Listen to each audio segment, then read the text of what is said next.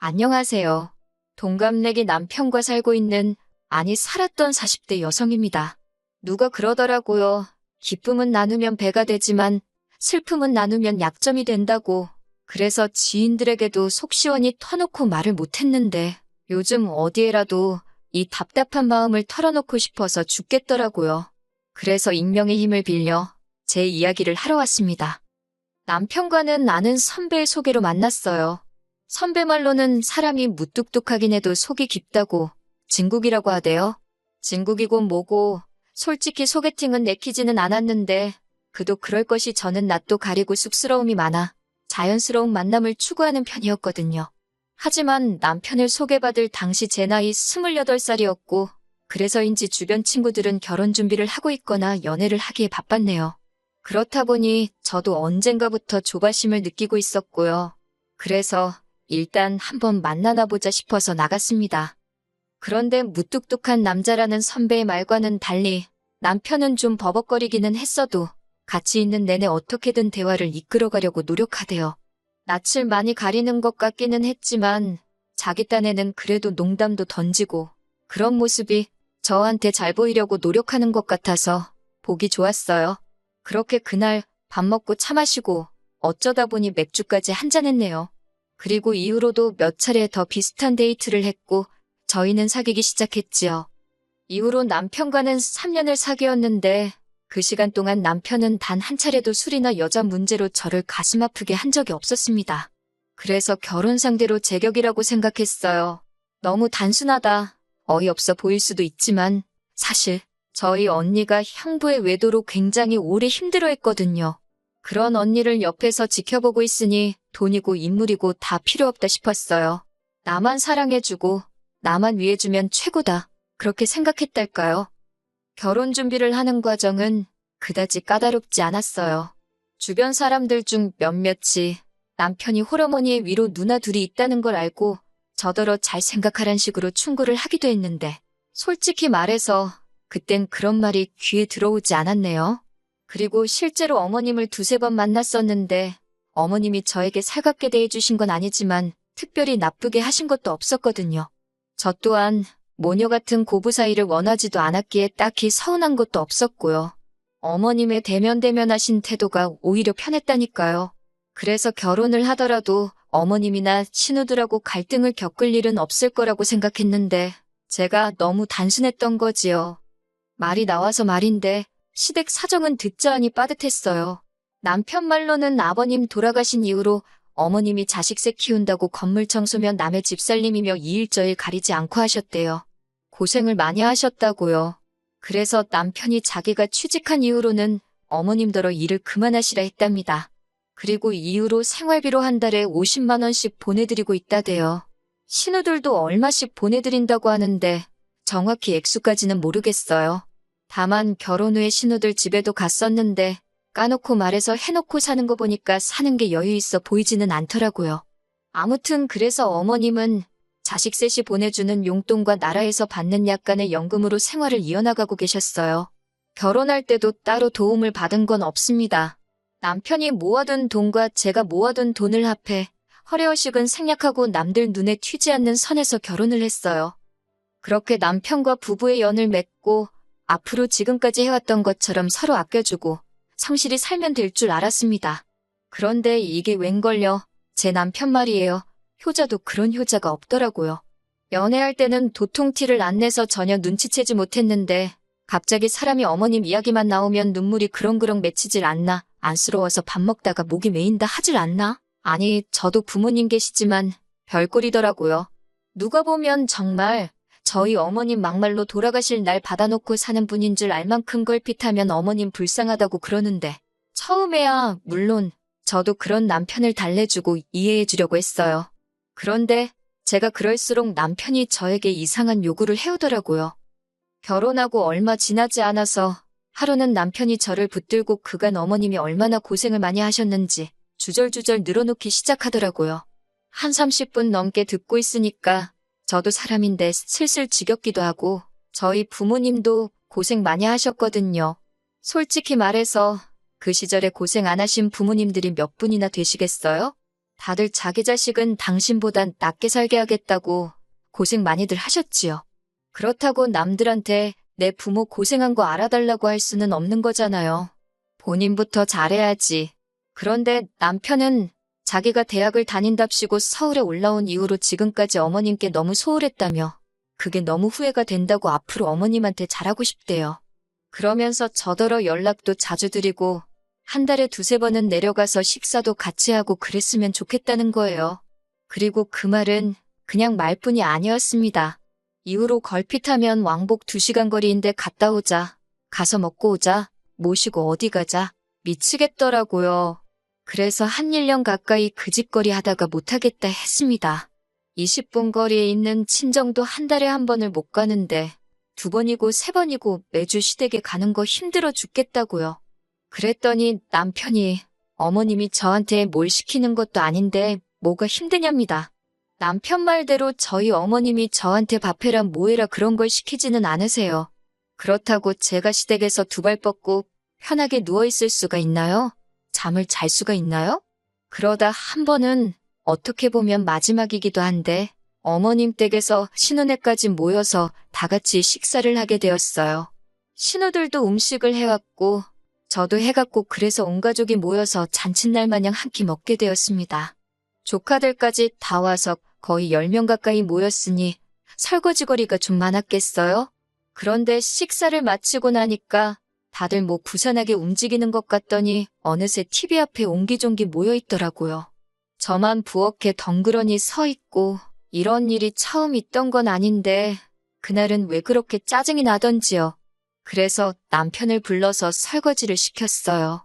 그랬더니 어머님이 불이 나게 쫓아와서는 당신은 아들 키울 때 한 번도 손에 물 닿게 한 적이 없다면서 가뜩이나 바깥일 하느라 힘든 사람한테 이런 일까지 하게 하지 말라고 하시는 거예요. 제가 웃으면서 어머님 저도 바깥일 하는데 그러면 형님들더러 하라고 할까요? 하고 물었습니다. 저희 형님들은 2분 다 전업주부거든요.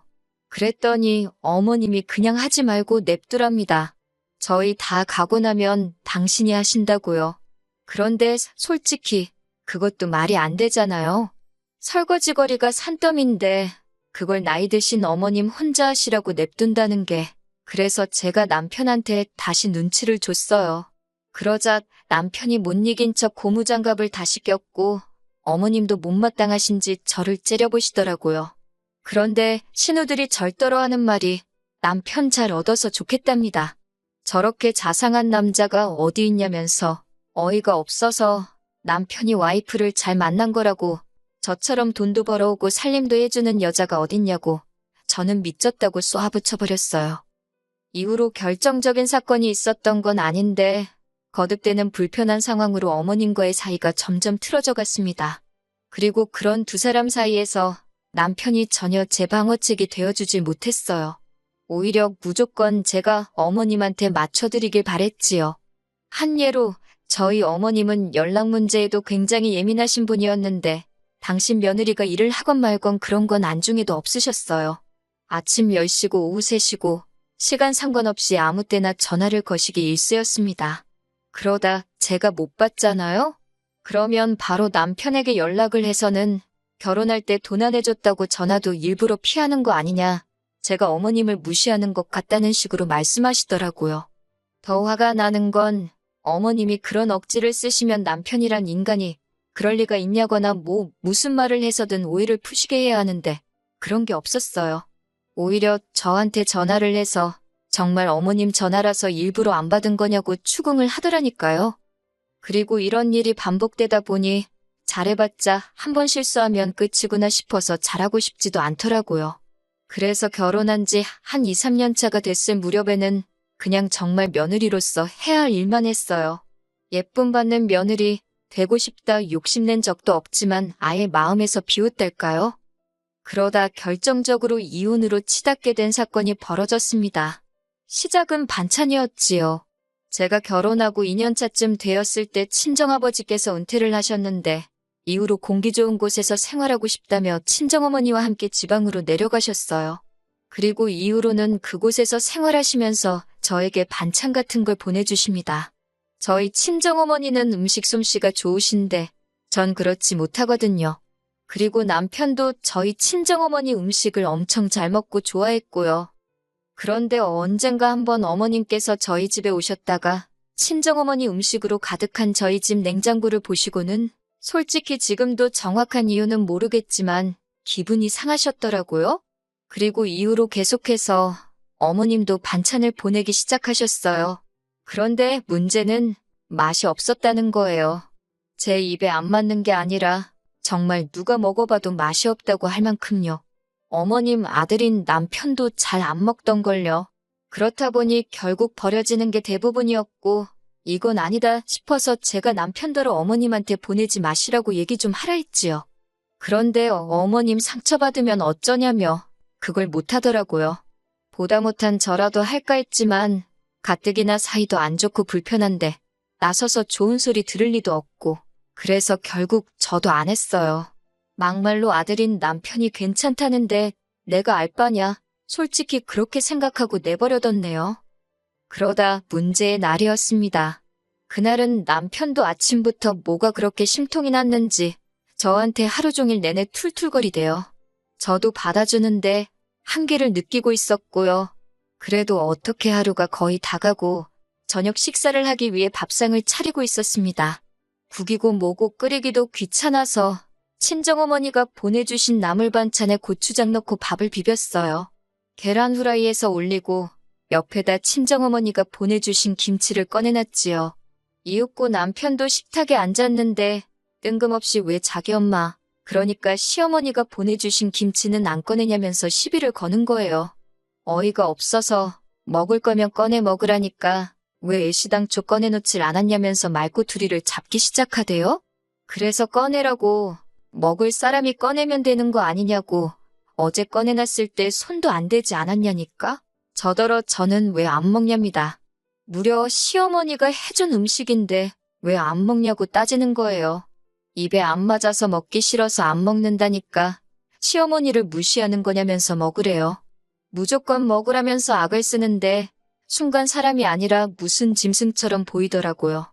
그뿐만이 아니었습니다. 저희 어머니가 보내주신 김치를 갑자기 싱크대에 들이붓더니 이제 장모님 음식은 금지라고 시어머니가 보내주신 음식만 먹으래요. 장모님 반찬은 이 집안에 반입 금지라나요? 저도 가만히 있자니 열불이 나서 어머님이 보내주신 김치 똑같이 싱크대에 들이부었습니다.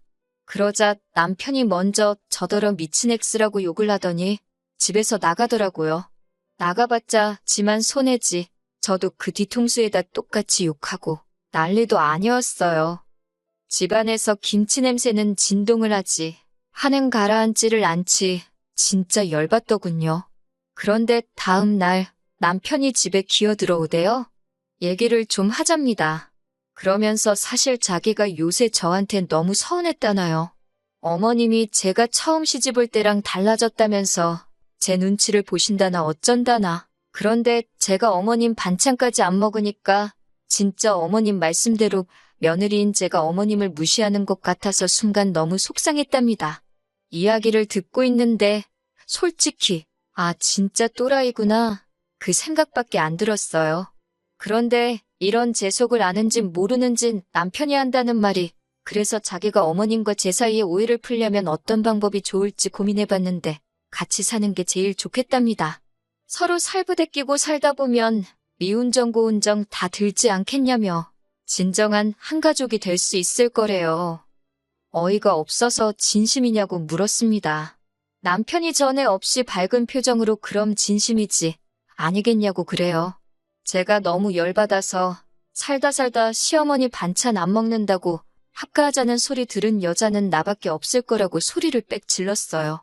그리고는 남편더러 당신도 맛대가리 없어서 안 먹는 걸 왜 나더러 먹으라고 난리냐고 그렇게 좋으면 너나 많이 처먹으라고 악을 썼습니다.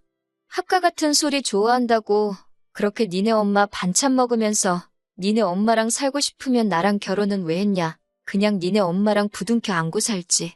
지금 생각해보면 저도 뭔 정신으로 그렇게 남편한테 말을 쏟아낸 건지 모르겠어요. 어쨌든 그땐 정말이지 화가 나다 못해 분통이 터져서 이성을 잃었던 것도 같습니다.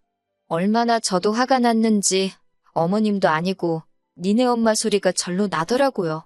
그러니까 남편도 어지간히 화가 났는지 얼굴이 시뻘개져서는 가만 안 둔다고 씩씩거리고, 그래도 어쨌든 남자잖아요. 무섭긴 하더라고요.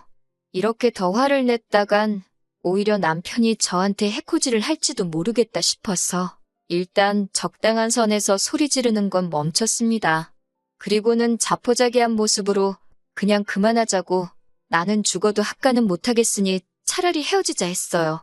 홀시어머니의 효자 아들, 남편감으로 아니라 소리를 그렇게 들었어도 그게 내일이 될 줄은 몰랐다고, 나는 더는 감당할 수 없다 했습니다. 그런데 남편은 도통 무슨 이런 문제로 이혼을 하자는 거냐며 이해를 못하겠다는 표정을 하고 있었지요. 하지만 결국 저는 대학 동기의 도움으로 이혼 전문 변호사를 선임했고, 이후로 약 2년 동안 지리한 싸움을 이어갔어요.